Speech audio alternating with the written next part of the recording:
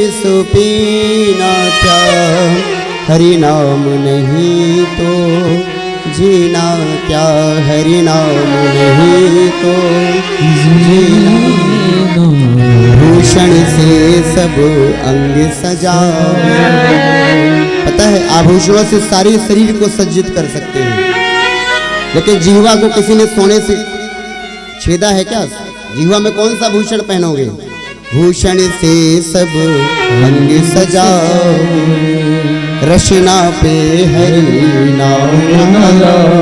वास्तव में जिह्वा का जो भूषण है वह हरि नाम है। समस्त शरीर में आप भूषण धारण कर सकते हैं, लेकिन रचना में हरि नाम रूपी भूषण धारण कर लो।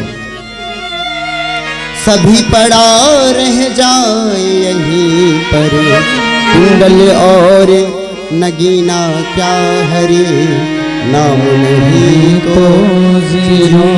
सब कुछ यही पड़ा रह जाना है, केवल रचना में जो आपने आभूषण सजाया है वही आपके साथ जाने वाला है। बहुत सुंदर कीर्तन हुआ हरिद्वार के तट पर। अब जो है सूत जी प्रथम स्कंद में प्रवेश करते हैं। अभी तक जो कथा चल रही थी ना, महात्म्य की कथा थी। महात्म्य का तात्पर्य होता है कथा के महत्व को समझना, कैसे सुना जाए, किस प्रकार सुना जाए, सुनने से क्या होता है। निरर्थक देखो, जब भी हम किसी चीज को लाते हैं ना तो उसका सबसे पहले महत्व जानते हैं। महत्व, उस चीज का वास्तव में महत्व क्या है। ऐसे हम सभी श्रोता बंधु भागवत कथा श्रवण करने आते हैं, तो अभी तक हमने महात्म्य सुना कि वास्तव में कथा सुनने से हमें क्या मिलता है, कथा कैसे सुननी चाहिए, कथा सुनने के क्या क्या नियम हैं, कौन कौन से श्रोता हैं, कौन से प्रवर श्रोता हैं, कौन से अवर श्रोता हैं। धुंधकारी जैसा महाखल महापापी भी तर जाता है, तो हमने तो इतना पाप नहीं किया है, हमें तो तर ही जाना चाहिए। इसलिए हम भगवान की कथा को श्रवण करने आते, महत्व को जान गए। अब सूत जी महाराज प्रथम स्कंद में प्रवेश करते हैं। प्रथम स्कंद का पहला श्लोक बड़ा ही सुंदर है। सभी अपने अपने इष्ट देवों का स्मरण कर लें, क्योंकि जो भी जिनके इष्ट देव हैं सबका मन में चिंतन करें। हे प्रभु, जिस प्रकार हम कथा श्रवण करने आ रहे हैं ना, ऐसी कृपा बनाए रखिए कि हम निरंतर सप्ताह की कथा श्रवण करें और सारे मांगलिक कार्यों में उपस्थित रहें। भगवान से यही प्रार्थना करना, जो भगवान को देना है, वो क्या करना है, वो सब ईश्वर के मन की बात है, लेकिन आपको प्रयास ये करना है कि मन में भगवान से यही प्रार्थना करें, हम प्रतिदिन आकर के आपकी कथा श्रवण करें। प्रथम श्लोक बड़ा ही सुंदर है। जन्मादेश यतोन्वयादितिरता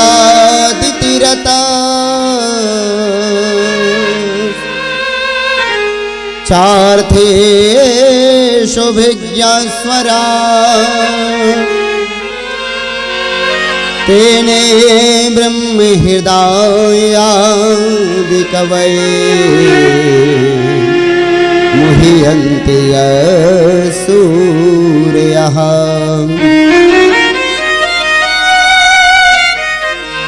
तेजो वारि मृदां यथा विनिमयो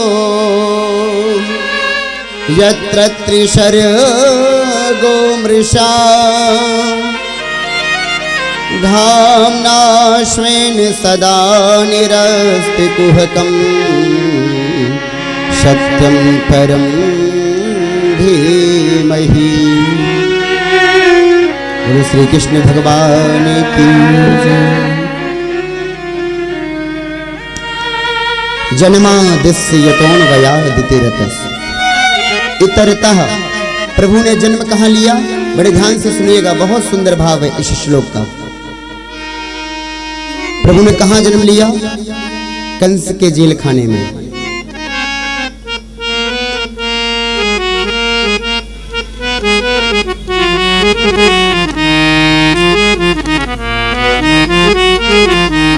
और जब प्रभु जन्म लिए हैं ना, तब देवताओं ने भी उनकी स्तुति की है और सत्य सत्य कह करके पुकारा है, सत्यम परम धीमहि। जब प्रभु का प्राकट्य हुआ है, प्रभु का जन्म हुआ है, सभी देवता आए हैं हर्षित होकर के। प्रसन्न होकर के कि अब प्रभु हमारे अवतार ले लिए हैं, इस पृथ्वी से दुष्टों का संहार करेंगे, स्तुति करते हैं। सत्यावृतं सत्य परम त्रिसत्यम सत्यास्य योनिं निहितं च सत्ये सत्य च सत्यामृत सत्तुनेत्रम सत्यात्मिकं त्वां शरणं प्रपन्नः। सभी देवताओं ने मिलकर के भगवान को सत्य सत्य कह करके पुकारा है। प्रभु आप ही सत्य अविनाशी हैं। देवता भी हमेशा रहने वाले नहीं है, देवताओं का भी पद बदलता रहता है, लेकिन प्रभु आप तो जगदीश हो, सभी संसार के सारभूत हृदय स्वरूप हो। आप अजन्मा हो, न तो आपका कभी जन्म होता है, न ही आपकी कभी मृत्यु होती है। आप जन्म और मृत्यु से परे हो, आप ही सत्य हो।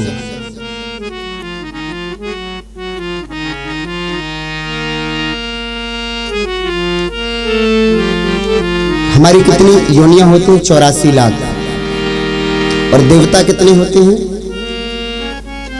33 करोड़। आजकल बड़ा मतभिन्न चल रहा है, बहुत लोग बोलते हैं 33 कोटि देवी देवता। कितने? 33 कोटि प्रकारों में परिवर्तित कर दिया भगवान को। वास्तव में करोड़ ही है, कोटि का मतलब करोड़ ही है। 33 करोड़ देवी देवता अभी तो आनंद में जी रहे हैं, कथाएं खूब हो रही है, खूब रसपान कर रहे हैं, जयकारे लगा रहे हैं, खूब कीर्तन कर रहे हैं। जब घोर कलयुग आ गया, कुछ नहीं रहेगा, भगवान की सत्ता धीरे धीरे समाप्त हो जाएगी, ब्राह्मण ही नहीं रहेंगे इस पृथ्वी पर। अगर ब्राह्मण रहेंगे भी ना कोई, तो वह पूजा पाठ धार्मिक कार्य करेंगे ही नहीं, क्योंकि अभी इतनी दुर्गति है ब्राह्मणों की। घोर कलयुग में पता नहीं क्या होगा। हम कभी मेट्रो आदि में जाते हैं ना, कांच वाँच लगा करके धोती पहन के, तो ऐसे हमको देखते हैं जैसे कोई 7वां अजूबा आ गया हो। उनकी निगाहें जो हैं, हाँ, ये यथार्थ सत्य है। कई बार ट्रेन में जैसे सफर करते हैं, अगर एरोप्लेन में सफर करने लगे तो ऐसे देखते हैं जैसे पंडित जी कभी बैठे ही ना हो, जैसे अजूबा कोई आ गया हो, कांच वाँच लगा कर जाते हैं। ऐसी लोगों की दृष्टि बदल चुकी है। अगर कोई ब्राह्मण भी होगा ना तो इस कार्य को करेगा नहीं, धीरे धीरे जो है दोहन होने लगेगा, क्योंकि अब जो दृष्टि पहले थी ब्राह्मणों के प्रति सम्मान की, वह अब दृष्टि रही नहीं। असम्मान की दृष्टि ज्यादा है, सम्मान की दृष्टि नहीं है। इसलिए अभी तो बहुत कुछ चल रहा है, अभी बहुत भक्त हैं जो सम्मान करते हैं। वास्तव में जो है धर्म है ना, केवल और केवल जब तक ब्राह्मण है तभी तक टिका हुआ है, क्योंकि ब्राह्मण ही गायन करते हैं, ब्राह्मण ही वेद का पाठन करते हैं, ब्राह्मण ही पुराणों को श्रवण करवाते हैं, और ब्राह्मण ही नाम का उच्चारण करवाते हैं। जब यह बैठने और सुनने सुनाने वाले ही नहीं रहेंगे तो पढ़ेगा कौन, सुनेगा कौन? क्योंकि उस समय मैं रूपी राक्षस हर जन जन के मन में घृषित हो चुका होगा। इसलिए अभी कलयुग के मात्र 5220 वर्ष बीते हैं, अभी तो बहुत समय बकाया है। खूब आनंद करो, खूब कथा श्रवण करो। मरने के बाद दोबारा जन्म ना लेना पड़ेगी तो और दुर्गति होगी। इसलिए इसी जन्म में जो है ना भगवान को प्राप्त कर लो। कहा थे हम 33 करोड़ देवी देवताओं ने, वही थे ना। 4 युगों में कितने सारे लोग जो है जन्म लेते हैं और मरते हैं, तो क्या उनमें से कोई देव स्वरूप नहीं बनता होगा? क्या देवता नहीं बनते होंगे? एक महाभारत की घटना है, आप थोड़ा सा सुने बड़े ध्यान से। भगवान द्वारकाधीश भोजन कर रहे हैं, और प्राहा भोजन भगवान जो है ना नीचे जमीन पर पालती मार करके ही किया करते हैं। द्रौपदी माँ भगवान को भोजन परोस रही हैं। उसी समय भगवान देखते हैं एक चींटा एक चीनी के ढेले को धक्का लगा रहा है। क्या? चीनी के ढेले को धक्का लगा रहा है। उस चींटे को देख करके भगवान श्री कृष्ण जोर से हंसने लगे। अब कोई खाते हुए हंसने लगे तो जो परोसने वाला व्यक्ति हुए पूछेगा ही, भैया क्या हुआ? नमक कम था या चीनी ज्यादा थी, या मसाले बहुत जोरदार थे, या मिर्च बहुत ज्यादा हो गई है? कई सवाल खड़े हो जाते हैं। ऐसे ही लोकचार की भावना से माँ द्रौपदी ने भी पूछ लिया, प्रभु आप क्यों हंस रहे हैं? कारण बताइए। तब भगवान श्री कृष्ण ने कहा, वह चींटा है ना, चीनी के ढेले को धक्का लगा रहा है। द्रौपदी मैया ने कहा, प्रभु अगर चींटा का तो स्वाभाविक गुण है, जहां पर चीनी देखेगा वहां अपने यथावत स्थान ले जाएगा ताकि उसको पा सके, उसका भोजन है वह, इसमें हंसने की कौन सी बात है। भगवान कहते हैं यह जो चींटा है ना, इसके स्वाभाविक गुण को देख करके नहीं हंसा, यह पिछले जन्मों में 4 बार इंद्र बन चुका है। कितनी बार? 4 बार इंद्र बन चुका है। और आज देखो एक चीनी के ढेले के लिए चींटा बना यहाँ पृथ्वी पर पड़ा हुआ है। कर्म कर्मण्येवाधिकारस्तु मा फलेषु कदाचन। हम और आप में से भी देव स्वरूप प्राप्त कर सकते हैं। हम ही में से तो देवराज इंद्र बनता है, कोई वायु बनता है, कोई आकाश बनता है, कोई सूर्य बनकर के पृथ्वी को तपाता है। भगवान की आज्ञा से सब अपना अपना पद संभालते हैं। तो 4 युगों में खरबों लोग जो है जन्म लेते हैं और मर जाते हैं, उनमें से क्या 33 करोड़ देव स्वरूप नहीं होंगे? बिल्कुल होंगे। मिथ्या नहीं समझना है। 33 करोड़ देवी देवता होते हैं। पितरों को हम क्या पूछते हैं? पितरों का हम स्मरण करते हैं ना, क्या कहते हैं उनको? पितृ देवता हैं। क्या है? 7 प्रकार के पितृ लोग होते हैं, 7 प्रकार के। उनमें हजारों करोड़ों पितृ हैं जो देव स्वरूप बन के विचरण करते हैं। उन पितरों को भी तो हम पूजते हैं। वह भी पितर देवता भी उन्हीं 33 करोड़ संख्या में गिने जाते हैं। तो यहाँ पर जो देवता आए हैं ना भगवान का ध्यान करने के लिए जेल खाने में, देखिए भागवत जी में बताया गया है कि भगवान का जो जन्म हुआ है वह घर में हुआ है। कहाँ? घर में। लेकिन आप सब कहोगे कि जेल में हुआ है, और वास्तव में बताएं, गृहिणी गृह मुच्यते, गृहिणी को ही घर कहा गया है। किसको? गृहिणी को ही घर कहा गया है, स्त्री को ही घर कहा गया है। जिस घर में कोई महिला नहीं है, मां नहीं है ना, वह घर घर नहीं है, वह स्मशान से कम नहीं है। गृहिणी गृह मुच्यते, और जहां पर गृहिणी है वही घर है। वह उन वासुदेव और मां देवकी का घर ही है जहां भगवान श्री कृष्ण का जन्म हुआ है। लेकिन हम लोगों के नजरिए में जो परिवर्तन है ना, वह जेल लग रहा है, लेकिन वास्तव में वह घर ही है। देवता आते हैं, प्रार्थना करते हैं, प्रभु का स्मरण करते हैं, ध्यान करते हैं, सत्य सत्य कह करके पुकारते हैं, प्रभु आप ही जगत में सत्य हो, बाकी सब मिथ्या हैं, हम भी कभी ना कभी समाप्त हो जाने वाले हो, लेकिन आप अजन्मा हो, कभी समाप्त नहीं होगे। जन्माद्यस्य यतोऽन्वयादितिरतस् चार्थेषु भेद्यः स्वराट्। आप स्वराट हो। आपने अर्जुन को दर्शन दिया स्वराट रूप में, दिव्य चक्षु प्राप्त करवाए और अपना स्वराट दर्शन दिया। जन्माद्यस्य यतोऽन्वयादितिरतस् चार्थेषु भेद्यः स्वराट् तेने ब्रह्म हृदयादि कवये मुह्यन्ति सूर्यः। लेकिन आपका जन्म हुआ जेल में। आपने 3 जगह लीलाएं की। कहां कहां पर?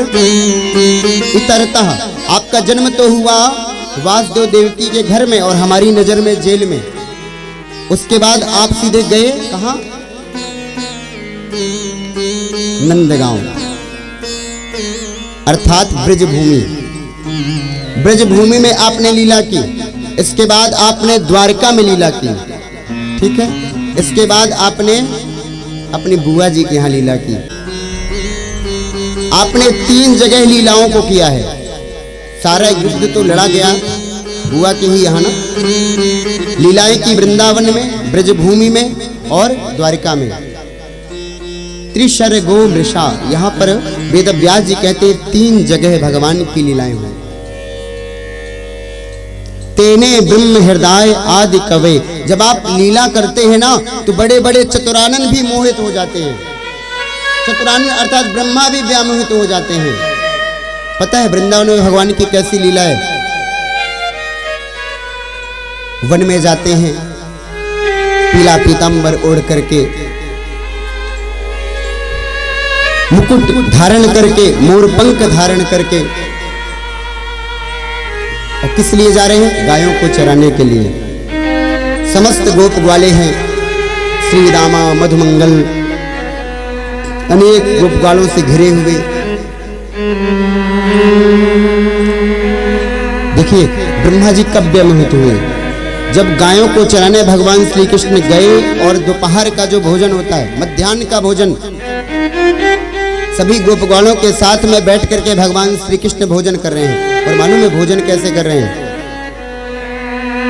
सब कोई अपने अपने घर से भोजन लेके आता है, कान्हा भी लेके जाते हैं, लेकिन कान्हा जो है ना सबके घर का भोजन चखा करते हैं। भैया मित्र तेरे घर से कौन सा अचार है? मेरे यहाँ से तो आम का, चल आम का दे, आम का यहाँ फंसा लिया। तेरे घर से कौन सा है? अच्छा आंवले का है, या आंवले का दे, यहाँ फंसा लिया। और तेरे घर से क्या है? मिर्च का है, अच्छा मिर्च दे, यहाँ फंसा लिया। और हाथ में जो है भात रख लिया, खाते जा रहे हैं और मिर्च का और अचार का आनंद लेते जा रहे हैं।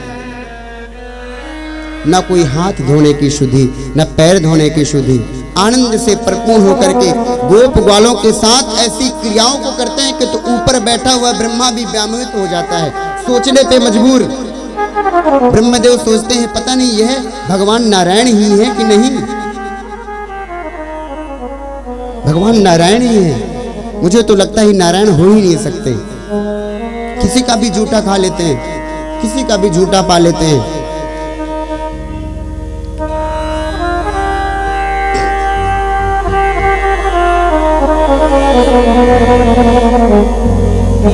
मधुमंगल जो है ना, उनका जो मित्र है, सखा है भगवान श्री कृष्ण का, वे घर से बहुत गरीब है। एक दिन जब सब लेकर के आते हैं, भगवान श्री कृष्ण कहते भैया देखो कल सब कोई भोजन लेकर के आना, कल हम सबके घर का भोजन पावेंगे, किसी के घर का रह नहीं जाएगा, थोड़ा थोड़ा सबके घर का चखेंगे।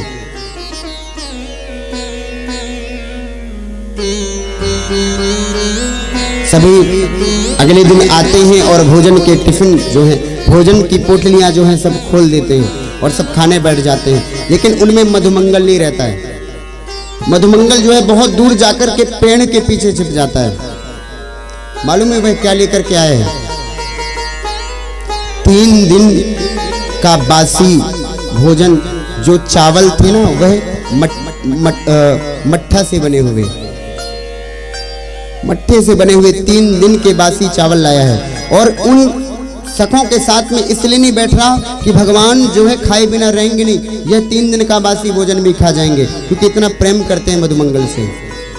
तो वह जाकर के सोचता है मैं इनके बीच में बैठूंगा तो भगवान जो है मेरा सखा जो कान्हा है यह खा ही लेगा, इसलिए मैं यहाँ बैठ के नहीं खाऊंगा, मैं अकेले पालूंगा।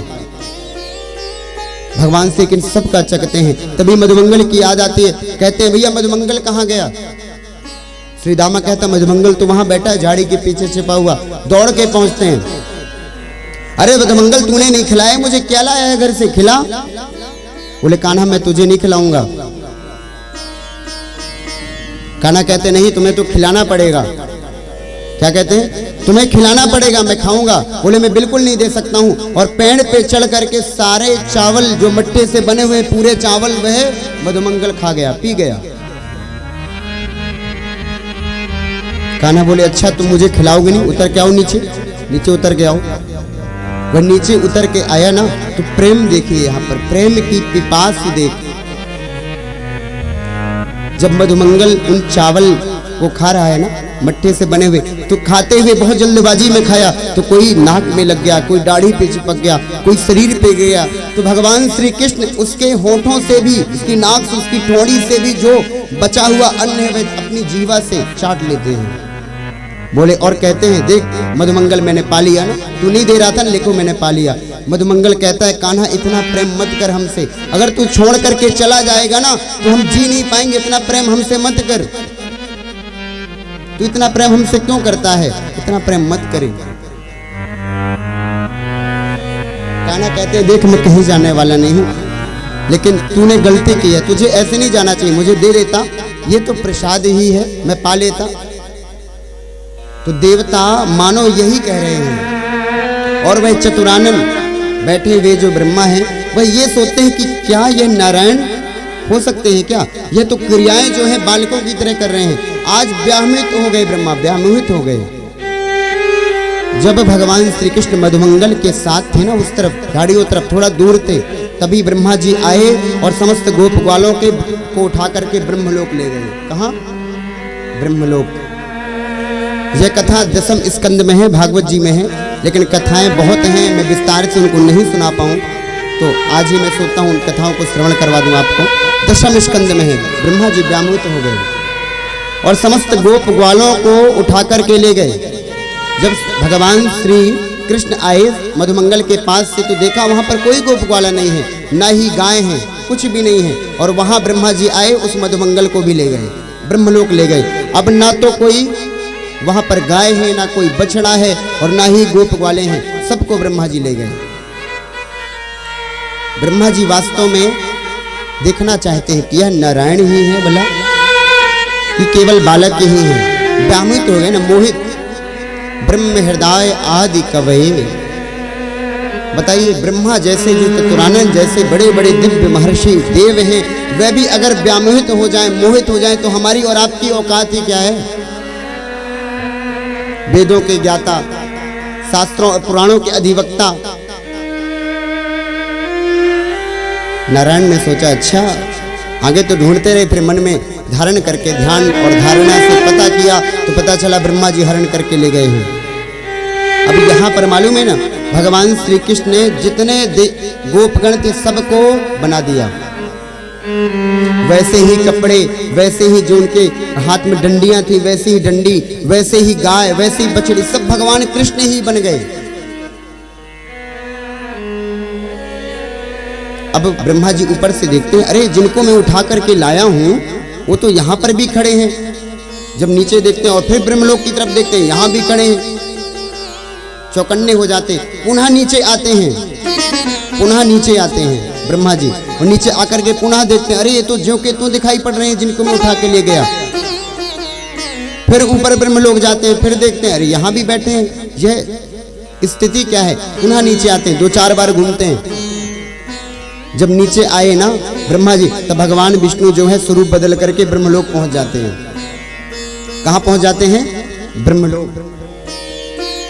और ब्रह्मलोक में ब्रह्मा जी का ही स्वरूप बनाते हैं। कौन? भगवान नारायण, भगवान श्री कृष्ण ब्रह्मा जी का स्वरूप बनाते हैं और ब्रह्मलोक चले जाते हैं। और द्वारपालों से कह देते हैं, यहाँ बहरूपिया बहुत घूम रहे हैं, जरा बच के रहना, कोई भी हमारी शकल बना के आ सकता है, उसको अंदर मत आने देना। अब जब ब्रह्मा जी ब्रह्मलोक जाते हैं तो उनके जो द्वारपाल खड़े रहते हैं वो ब्रह्मा जी को पकड़ ले, बहरूपिये कहाँ जा रहा है? ब्रह्मा जी कहते हैं, अच्छा हमारे द्वारपाल हमें भी डांट रहे हैं, कैसी स्थिति है बताओ? अरे भैया हम ब्रह्मा जी हैं, हम इसके मालिक हैं, ब्रह्मलोक के मालिक हैं, ब्रह्मा जी।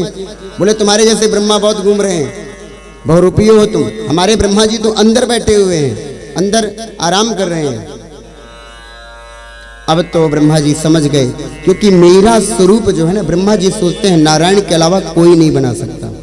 मेरा स्वरूप जो है नारायण के अलावा कोई भी नहीं बना सकता। जिनका मैंने अपराध किया है, जिनको मैं समझ नहीं पाया, वह साक्षात नारायण ही है। अब ब्रह्मा जी उन द्वारपालों से कहते, जाओ जाकर के उनसे आदेश लो कि ब्रह्मा आए हैं, मिलना चाहते हैं। तभी द्वारपाल जाते हैं और ब्रह्मा जी से कहते हैं, क्योंकि द्वारपाल तो ब्रह्मदेव ही समझ रहे हैं ना, वो कहते हैं प्रभु जो है बाहर आपका स्वरूप बना करके एक बहरूपिया खड़ा है, उनको अंदर आने दें क्या? तो भगवान कहते हैं ठीक है आने दो। जब ब्रह्मा जी आते हैं तो चरणों में गिर जाते हैं भगवान के, और नारायण से कहते हैं, हे प्रभु मेरे अपराध को क्षमा करो, मैंने समझने में बहुत बड़ी गलती कर दी। लेकिन याद रखिएगा बंधुओं, भगवान नारायण ने ब्रह्मा जी को क्षमा नहीं किया, माफ नहीं किया। इंद्र ने गलती की थी, इंद्र को क्षमा कर दिया था, लेकिन ब्रह्मा जी को क्षमा नहीं किया। क्यों? अरे आप इतने बड़े पद पर आसीन हो, मेरे बाद आपका ही नंबर आता है, अगर आपसे भी इतनी बड़ी गलती हो जाए, इतना बड़ा वैभव आपको दिया, इतनी बड़ी सत्ता आपको दी, सृजन करने की क्षमता आपको दी, आप भी गलती करोगे? उनको क्षमा नहीं किया और चले गए। तेने ब्रह्म हृदय आदि कवे मुह्यन्ति सूर्यः देवता कहते हैं अरे ब्रह्मा जी भी जब व्यामोहित हो जाते हैं तो हम देवताओं की औकात ही क्या है, और देवता तो छोड़ो हम भक्तों की क्या है, भक्त तो व्यामोहित हो ही जाएंगे।